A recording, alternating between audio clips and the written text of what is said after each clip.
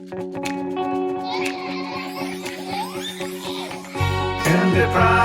yes, IndyPram, on Indy Live Radio. IndyPram, yes, IndyPram, on Indy Live Radio.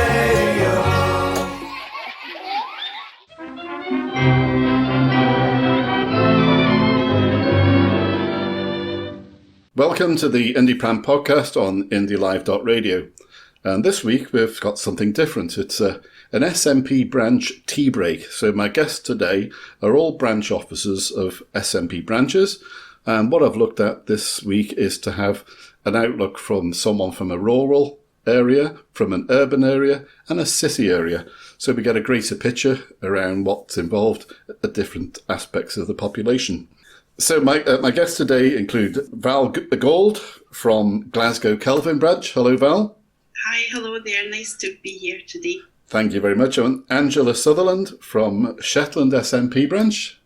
Hello there. Hello, Angela. And Maggie Thomson from Bearsden North branch. You're both, yourself and Angela, are secretaries. Yes, that's right. Hello, everyone. And Val, you're a vice convener? I have been secretary in the past, but I've just been elected vice convener at the AGM, yeah. Yep, congratulations. Right, what I'd like to start off with is giving a picture of where you are now from where you've been. So where you've come from is the same place that so many people are and the non-members of any political party. So what made you decide from being a non-party member to becoming a party member? Val, would you like to kick off? Yeah, if you like. Well, I'm one of the sort of Jenny come latelys, one of the big surge that came into the SNP and joined after the referendum in 2014. I've always been interested in politics and been quite active, my whole life. Always voted, always, taking part in protest marches and pickets, things like that. However, I never ever joined a political party. I voted yes in the referendum, and like so many people, woke up the next day gutted, and I just thought, basically, to hell with this, I am joining the SNP, and that's what happened. And I think the membership in all the branches surged after that. I think Kelvin went from, maybe about, I can't remember exactly, but at one point there was over 2,000 members at its height.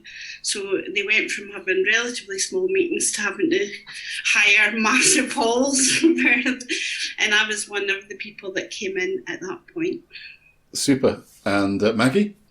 I was very much like Val. I joined the morning after the referendum. I decided to put my money where my mouth was. My eldest daughter had campaigned very heavily for the referendum. I had always been a sympathiser. My husband had been an SNP member when he was 16, so he's always been for independence. I came from a fairly left-wing viewpoint, so it took me a bit longer to get there. But I lived in England for some time, and that, I think, was probably the pivotal moment when I realised that nobody cared about what Scotland thought. My husband was in Germany at that time, and he knew more from German TV of the referendum for devolution and the opening of the new parliament than I did living in Northamptonshire. So my children and I had no idea of what was going on other than what we heard from friends, but my husband knew what was going on in German, from German TV. And I think that was a pivotal moment in me thinking, this is ridiculous. We need to be able to make our own decisions. I moved back here. I wasn't involved in politics at all. And I have to hold my hand up and say I voted for Joe Swinson the very first election when I was back in Scotland, until a student the day after, a student that I had, said, "You didn't vote for her, did you?" She'd been at school with her and started telling me a bit about her. And I thought, if I'm going to vote, and I always use my vote, I think it's very important, particularly for women, if I'm going to use my vote productively, I have to do it in a fashion where I know what I'm voting for. And I'm not just voting because, it's a name that I know. So I think from about 2003-04, I was very much moving towards voting for independence. But I was definitely a yes voter. Maybe not SNP, but definitely a yes voter. And SNP is the only vehicle that's going to get us there. Yeah, absolutely. That's my story. Right, Angela. Well, my story goes back quite far, and I've got confessions to make as well.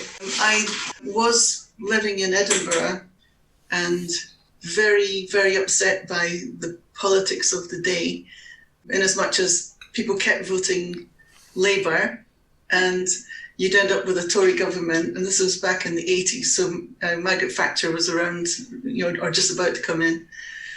When I decided that I'd had enough of politics in Scotland because it was impossible, nothing was ever going to happen because Labour would be voted in Scotland and they would be after we'd voted, nothing ever happened. We never got anything, nothing ever improved.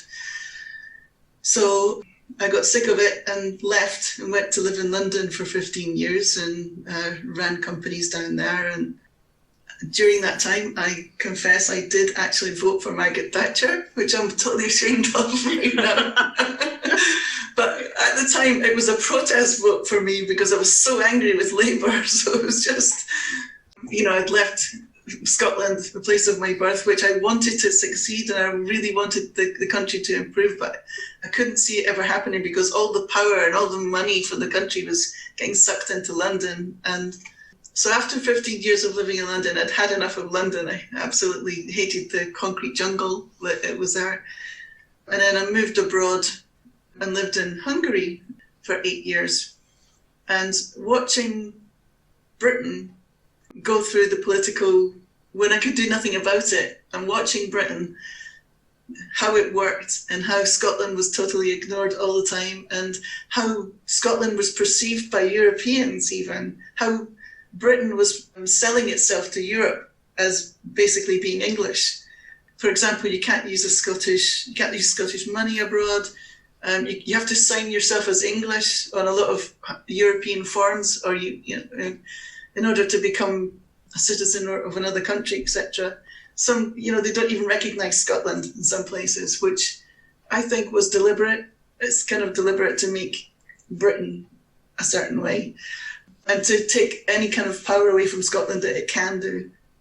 Just after Nick Clegg got voted in, promising that he would bring student loans down or whatever, and the Lib Dems and the Tories came into government, I returned back to the UK because my children needed to go to English-speaking school. Ended up in Shetland because my brother was here, and he was very SNP at the time and sucked me into coming along to stand outside various things in the cold and the rain. But I wasn't really engaged really at that point. I really wanted independence. I really felt that independence was going to happen. And then, particularly the week before the vote, and then the vow came in and everything changed again. And I was so upset that we didn't get independence.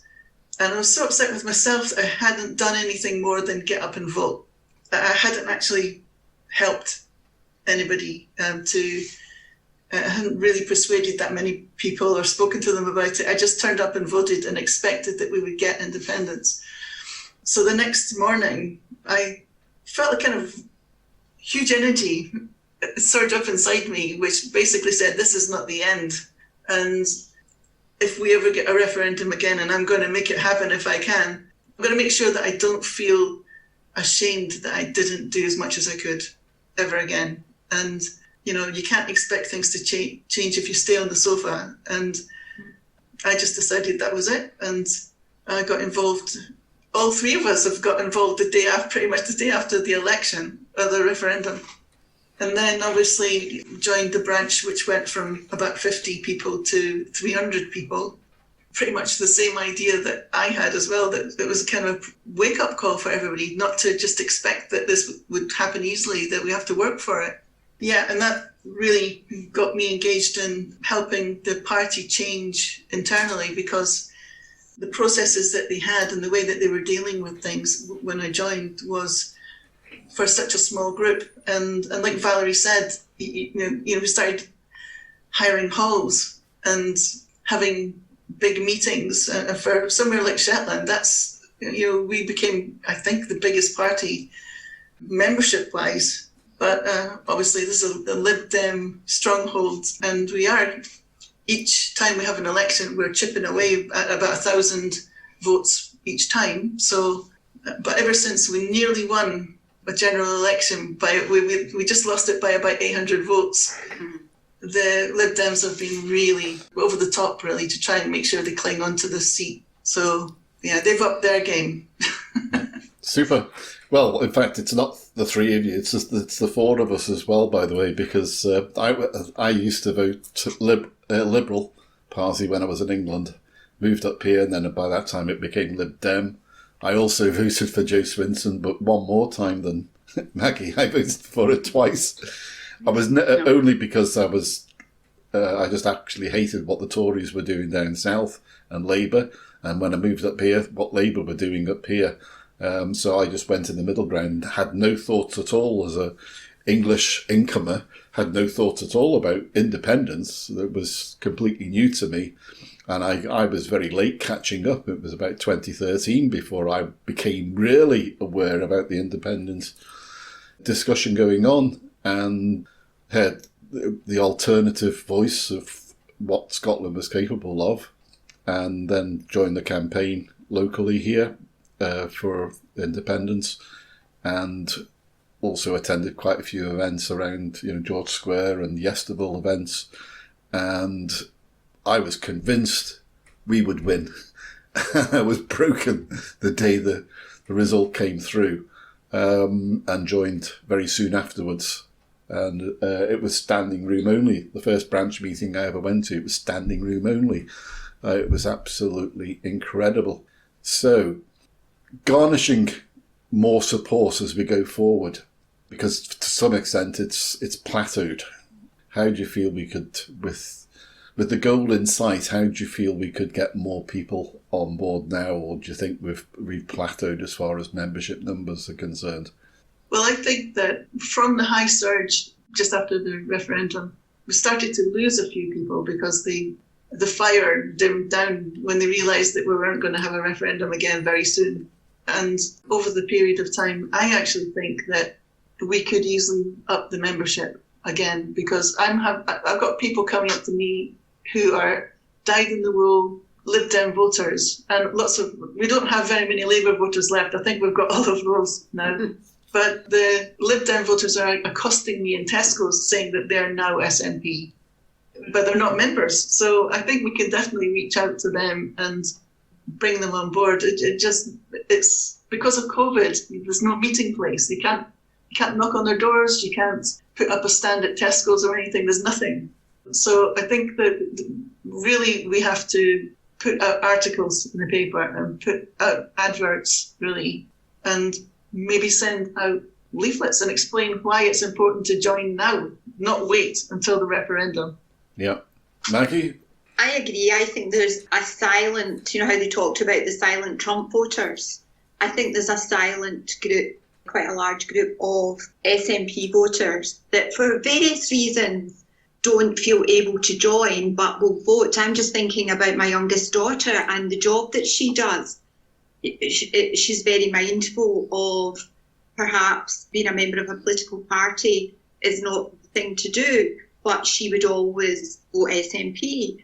And particularly in our area, there's lots of people who run companies or are involved in council work.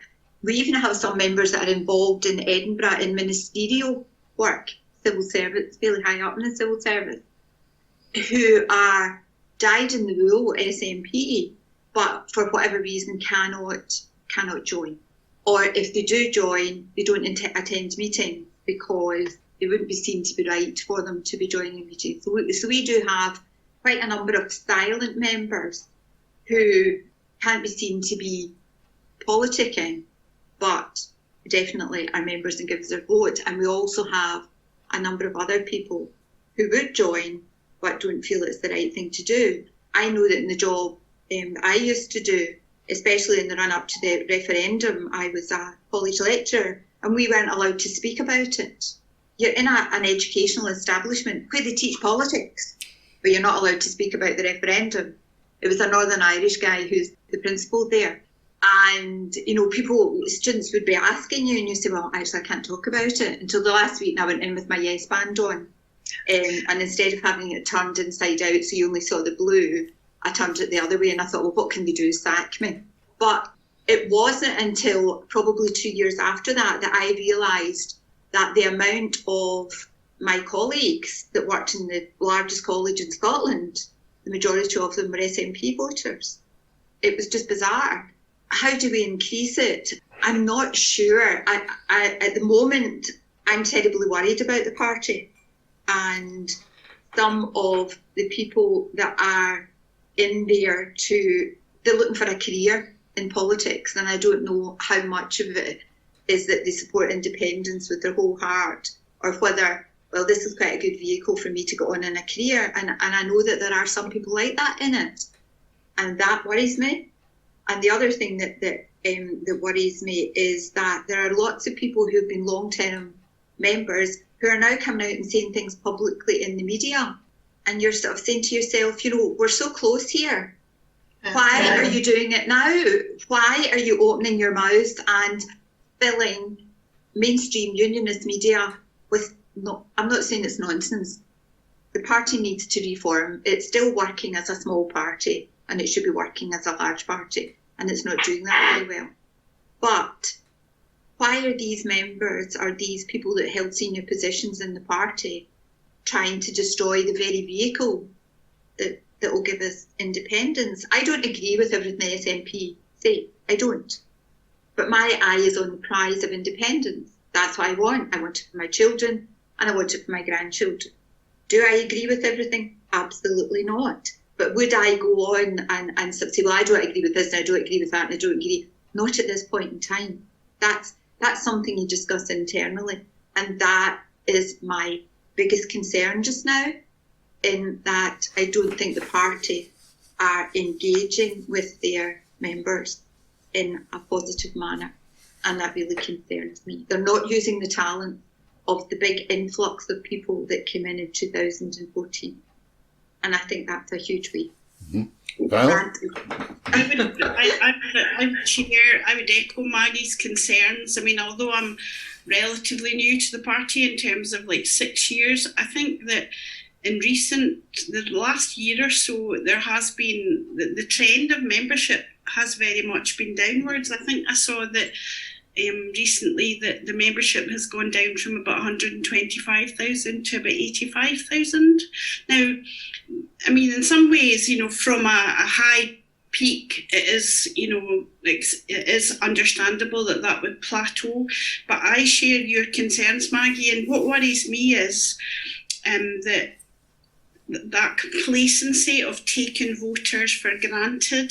That was the downfall of the Labour Party, mm-hmm. which at one point was seen as impregnable in Scotland. Mm-hmm. You know, that they totally took this country and the voters for granted. I worry that there's a slight tendency like that in our party as well now.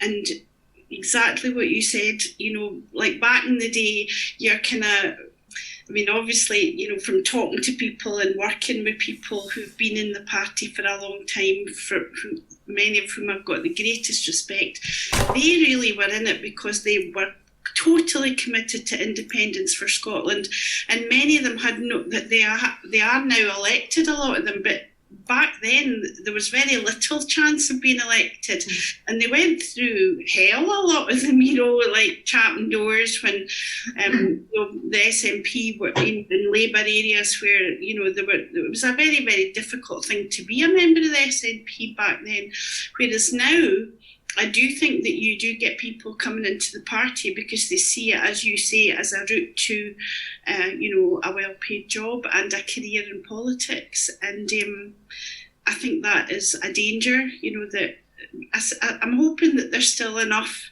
people that are there with the true commitment and, that they're here for, the right reasons. But there is a danger that I think we have to be alive to. By the way, I realised that you all mentioned your previous voting, and I didn't mention that. Like I said, that I joined the SNP in 2014, but I had been voting SNP for about 11, 12 years before that.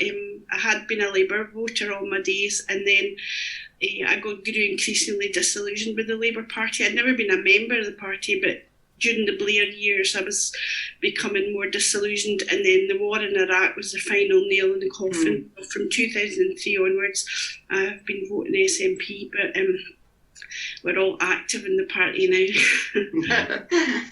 Yeah, from what you all said, it's in relation to the influx of numbers, and obviously a lot of people have seen a successful party and thought, well, that's an attractive proposition to go and join and build a career in. But as you pointed out there, Maggie, I think it was Maggie who mentioned that the actual mechanism behind the party hasn't really moved forward as fast as most people would like, considering the massive influx in numbers, and yet they seem to be employing a lot of people. So, it'd be good if a lot of the communication systems were improved. For Maggie and Angela's benefit, Val and I on Indie Live Radio, we're interviewing across the board to get lots of viewpoints. And in relation to the point that Maggie made of people, members or ex-members or senior officers from the past making comments now, I actually sit on the fence to some extent, because I think it's highlighting possibly wrong to do it in public. But I'll give an example which actually I was actually surprised to read about yesterday, was Alan Smith openly complaining about the SNP Women's Pledge Group, but also the SNP Commonweal group. Now, I've looked at the Commonweal pledge, and to be honest, it's right up my street in land reform, non-privatisation of our resources, keeping it in public hands, the green aspect for the economy in the future. There's a lot of aspects there which I think a lot of SNP members can associate with, and they've got a substantial number of MPs and MSPs who are supporting that pledge. And I thought it was quite something else for Alan to come out in the opposition that he did. And of course, what he's objecting to is they are highlighting people to give consideration for nominating for the NEC. Yeah. So in some respects, there's the SNP in public making noises in relation to what they don't like, whereas other members are also in public, or ex-members in public, making other noises and to saying what's wrong. So I think on all sides, there's a balance there to listen to and take on board. But everyone will have individual ideas of their own, which is the great thing about a party which has got such wide political input and interest within it. Angela, what were you thinking? I was thinking of more of how we solve that. And obviously, what happens when people are not being listened to by the people in power? They might bite their tongue for a while, but eventually they'll start talking where they are being listened to. And if the public is listening to them on Facebook, that's where they'll talk about it. But maybe the SNP should give them a method of being able to speak what they think to them. So, that maybe there should be a committee or something that is set up to listen to these people directly, so it's not in public. But they cancelled it last year. It was called the National Council. And apparently, that's maybe why you're getting more of it in public. Yeah, because there was apparently, from what I've read, there was a committee. It was held in a small room in Aberdeen at the conference, and a lot of people were having what we're having just now, is a tea break chat. and they didn't attend that meeting, and the National Council was abandoned at that meeting by a small vote, not a small number of people voting. Maggie? I mean, the one thing, talking about the Commonweal, I totally agree with you. There's many things in the Commonweal that I'm very happy with. As I said before, I don't agree with everything that the SNP stands for, but it's a vehicle to get me where I want to be. And I think it's that for a lot of people, it's a vehicle to get them where they want to be. My concerns about the various groups, and I'm really talking about the Women's Pledge group here, is that if you don't sign it for whatever reason, and I agree with many things that the Women's Pledge have said, but I haven't signed it, and there's been personal attacks because I haven't signed the Women's Pledge. I'm not supportive of women, I'm not a feminist, I'm not, I am not worthy of being listened to because I haven't signed that. I have been an active feminist since the 70s. Since before, I have 2 daughters, I have a granddaughter. I want safe spaces for women, I want safe spaces for everybody. But as a person, I was subject to a huge amount of, I wouldn't go as far as to say abuse, but a huge amount of criticism. Sorry? Nastiness. Yeah. Because I hadn't signed the Women's Pledge. Now, one of the reasons I hadn't signed it was there was some things in it that I felt uncomfortable with. And I'm not signing things because it's the done thing. And there was also people signing the Women's Pledge that I don't even know if they were SNP members. Some of them were proved that they weren't SNP members. So that nastiness that I was very surprised about. Now, you can say I'm naive. It's a political party and politics is a dirty business. But I honestly thought our party was different than that. I came into it thinking this is a broad church. People, you can disagree with that one person about something, but you can agree with them about other things. But because this Women's Pledge has become such a big thing, and if you're a woman and you don't sign it, then there's something wrong with you. I think that's wrong. I think there's no way that you should be criticised. That's your prerogative. I mean, I think that's. I think I have signed the Women's Pledge because I read it carefully. A friend that's a human rights lawyer also signed it. She said there's nothing, it's all very much in alignment with human rights. But I would totally and utterly respect your decision not to sign it, and I would condemn anybody that criticised you because you chose not to. I think that's very wrong. But what I would say is, it seems to me, as I remember, that the Women's Pledge was something that came into being not just out of a vacuum. It came about as a reaction and a response to the Out for Indy pledge, which people were being pressurised to sign, and they were being criticised if they didn't. So it was a counterbalance to that. So it didn't just come into being out of nothing. It was a response to the pledge by Out for Indy. I have never been asked to sign the Out for Indy pledge. I have never had any pressure for me to sign the Out for Indy pledge. Would I sign the Out for Indy pledge? Probably, because I support human rights of whatever persuasion you might be. I have no issues with gay, lesbian, straight, whatever. One of the reasons now I won't sign the Women's Pledge is because of the pressure that has been put on me. Right, I don't blame you. Quite right. If somebody had said, I was presented with it, and I said, that sounds really interesting. I'll go away and I'll read it and I'll come back to it. I'll come back and I'll make my decision. Took it away, didn't see anything that I was particularly concerned about. A couple of issues that I thought, not particularly happy about that, but in the main, not a problem.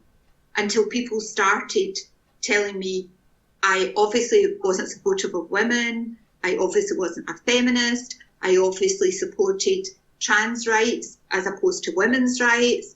I obviously had a very skewed idea of what rights were. And I'm thinking, just wait a wee minute. How dare anyone tell me that I'm not a feminist? I probably was a feminist before a lot of them were born. Can I ask you a question? See this sort of attacks on you, was that in person or was it on social? There was a number of people that spoke to me in person. I've put very, very little on social media.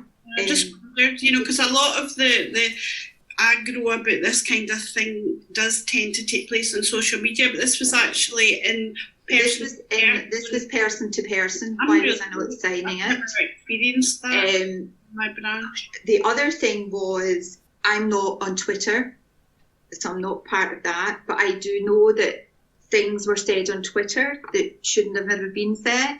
And from that point of view, I just thought, if that's who's signing the Women's Pledge, then do you know what? I really don't want that much to do with it. I'll keep my feminism as what I know is feminism, and I'll live with that. Totally see where you're coming from on that. If you're subjected to undue pressure for something that is your prerogative, I think that I would support you in that. Thank you. Angela? Well, I feel kind of really lucky now that I live in Shetland and we've never even heard of the Women's Pledge. No one's ever asked me to sign anything. I think it's because we're so far away from the rest of the UK that we hardly even notice anything that happens at headquarters, and sometimes when we do see something, an SNP person complaining, generally old people who've had positions and are now retired or whatever, and they come out and speak to the press, it just comes across to me like they're desperate for attention, and they're just saying things that might get some attention from someone. It just looks like a little bit sour grapes, and from looking at how well the SNP is doing from where I'm viewing it from Shetland, from a distance, it does seem to me that they're doing pretty well at the moment, mainly because Nicola is starting to be liked, despite what the press has been saying about her for years. The message of calm and organisation and honesty that she's projecting, just because she's getting to be on television with COVID messages, I think that is winning people over, especially when you compare it with what's happening in the Tories in Westminster. Look at how they're infighting. They're in the newspapers today doing it. The longer a party goes in power, especially when they're working as hard as the SNP are, because I personally know how hard, for example, Marie Todd is working. They work really, really hard compared to other MSPs, and I think they're doing pretty well, and they're being seen to be doing well.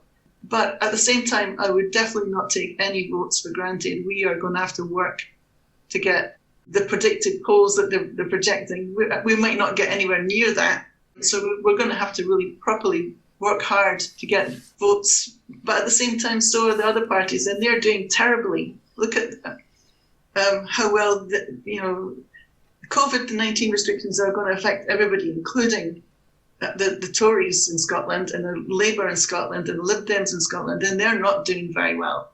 None of them. I can't think of anything that they're going to be able to do that we can't do. No knocking on doors or anything, but...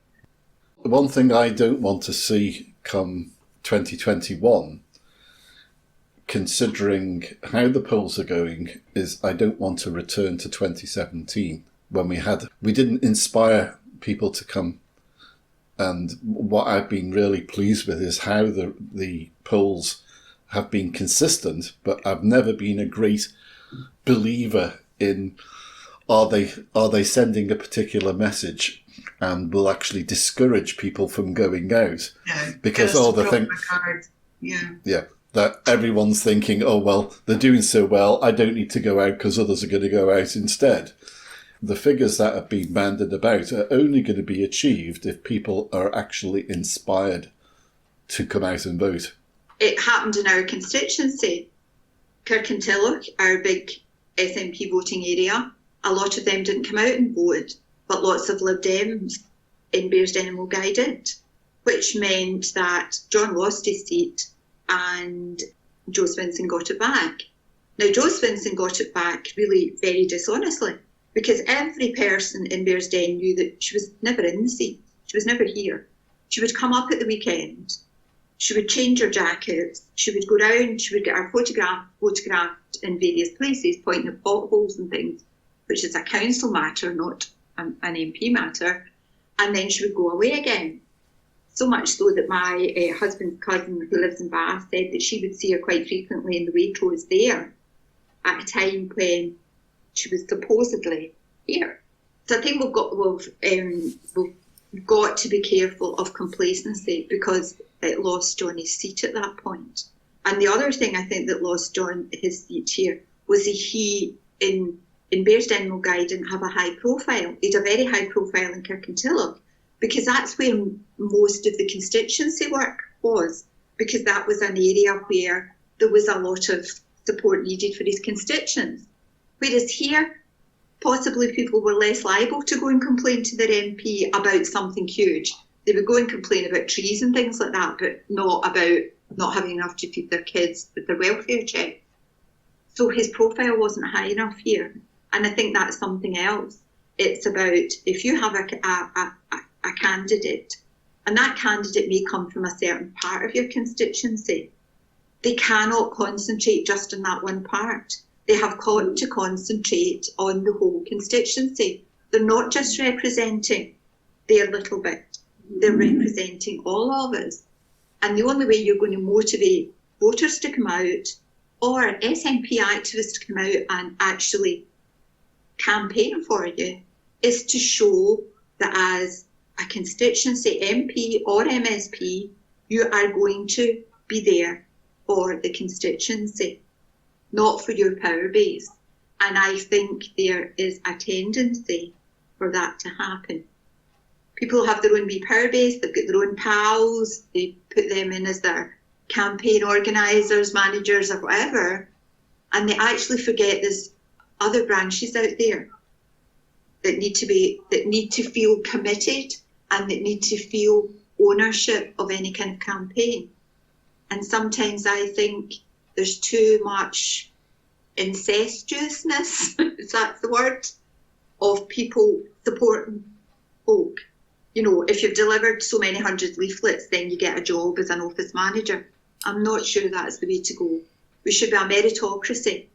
And that's one of the reasons where I have issues with all women candidate lists. If you are going to be an MSP, you have to prove that you merit that post. And positive discrimination is not always the way to go forward. I slightly disagree.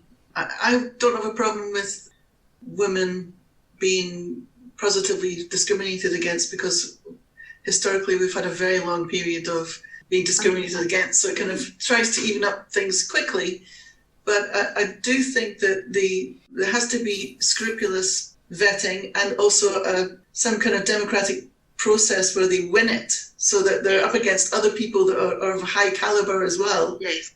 And so far we've had one woman person going up against an MP, which we pushed for a few years ago, against the headquarters machine, which was pushing somebody else on us. But we won in the end, because we basically weren't going to support the person they were trying to drop in on us. It didn't help us to win or anything in the long run, but at least we can say with honesty that we did put up in Shetland, that we put up a woman candidate. In some ways that kind of opened the door for them to put in Beatrice Wishart as a female candidate, which because we were putting forward one for ourselves. So that maybe helped her get the post. But at the same time, now the door's open, anybody up here can go for it. It doesn't matter. Whereas it was unthinkable, 5 years ago, this would never even been discussed. So I do think it does help to have the headquarters pushing to help women become candidates, because it's not that easy for them. I would agree with that. In fact, I'll just let you and Maggie in a minute.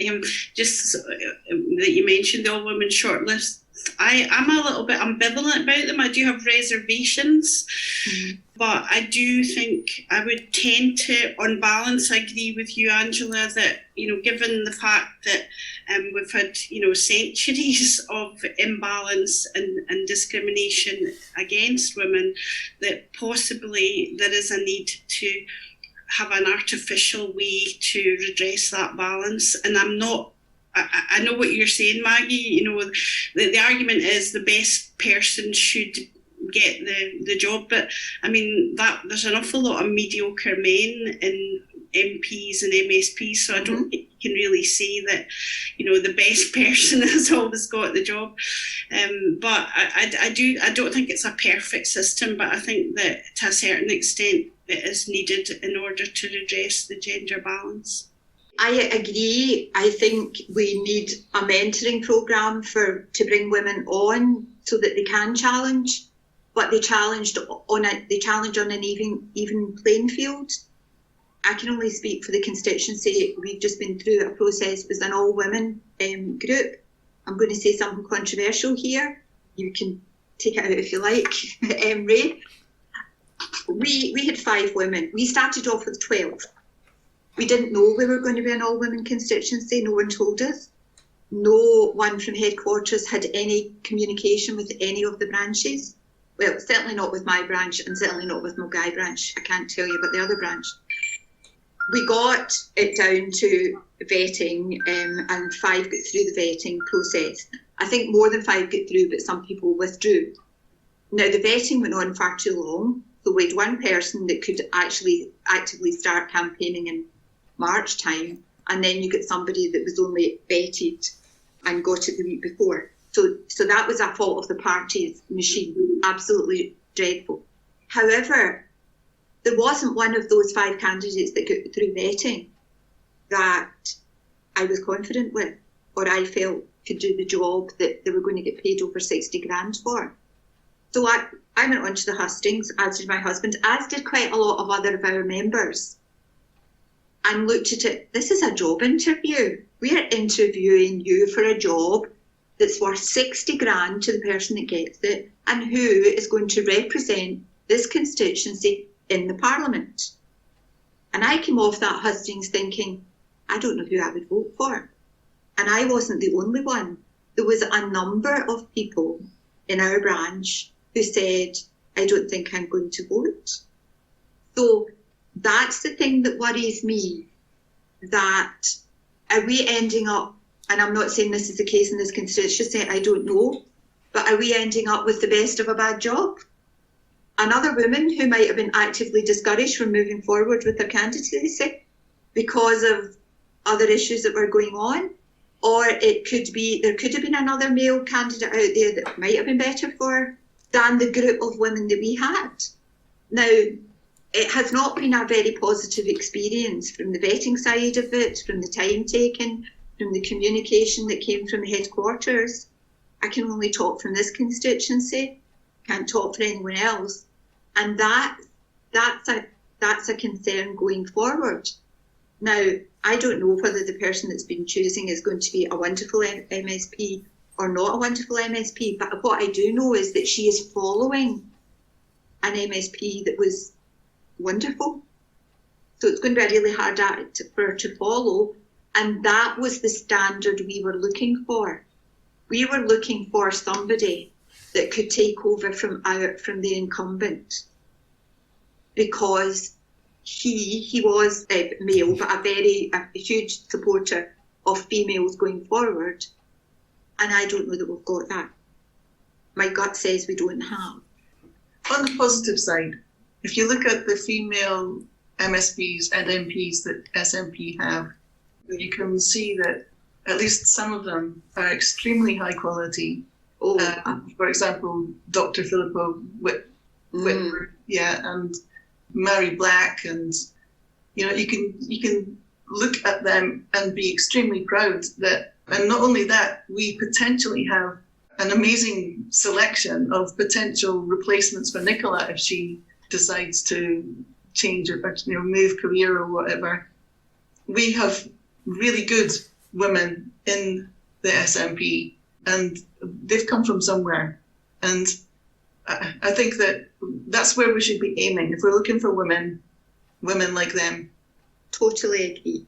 Yeah, the point I was going to make to Maggie there earlier was that I totally see where you're coming from. We've got an amazing MSP as well, Sandra White, who's just fantastic.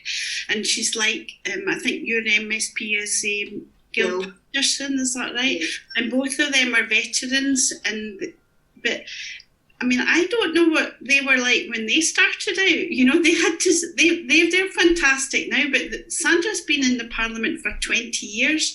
And I don't know about Gil, maybe quite a long time too.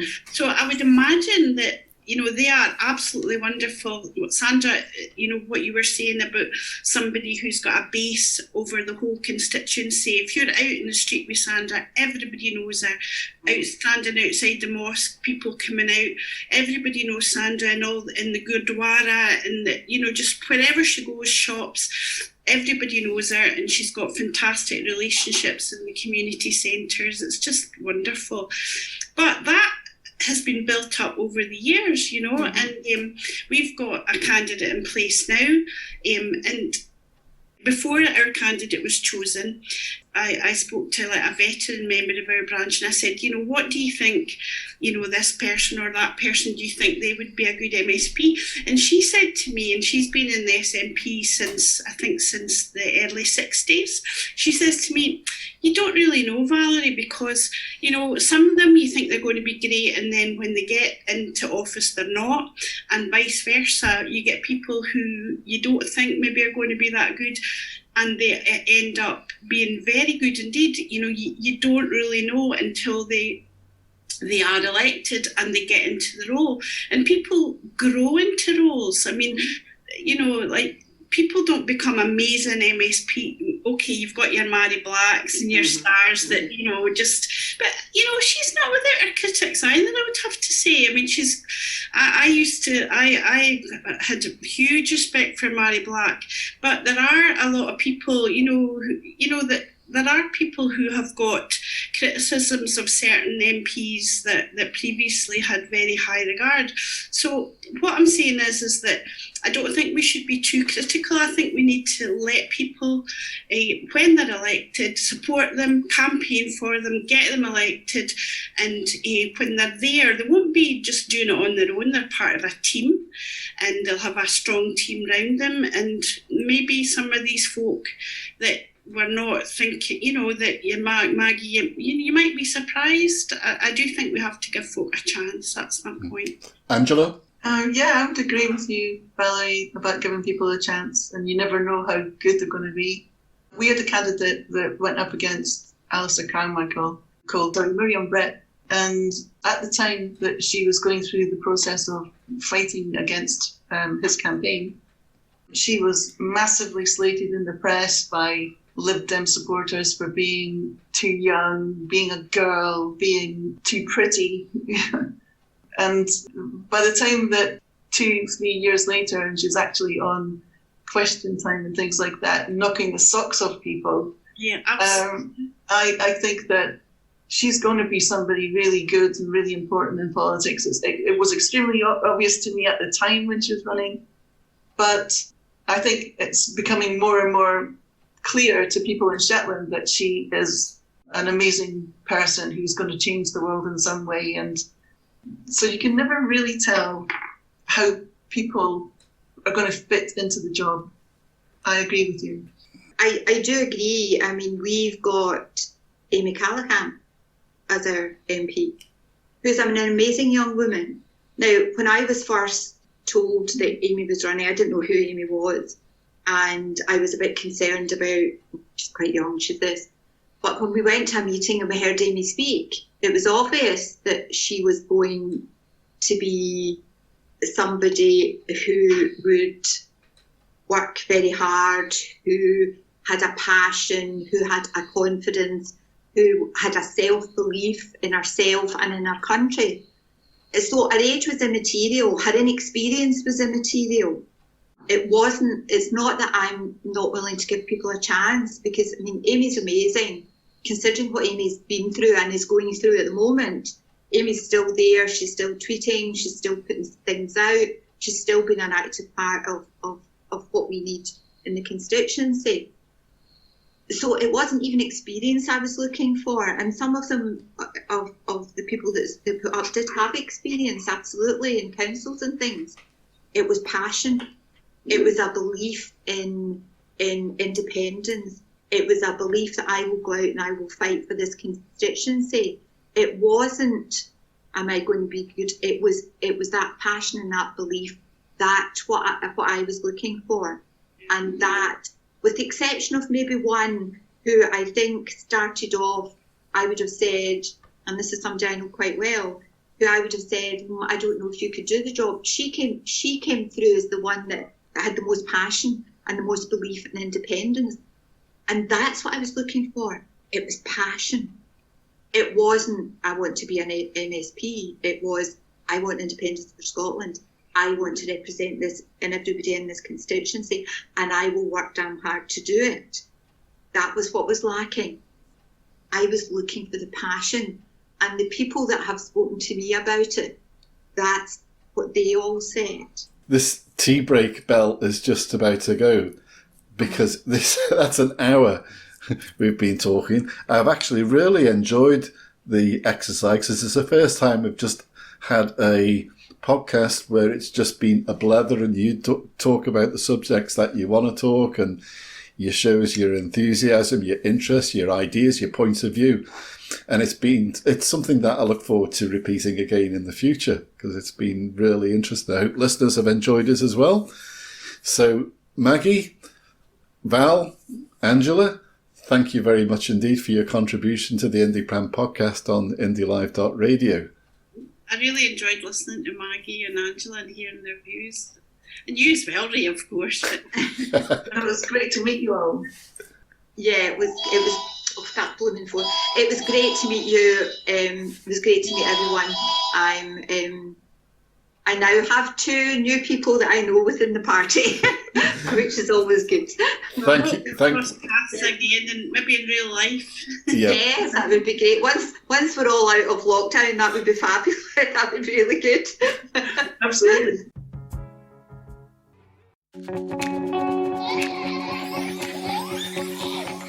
IndyPram, yes, IndyPram on Indy Live Radio. IndyPram.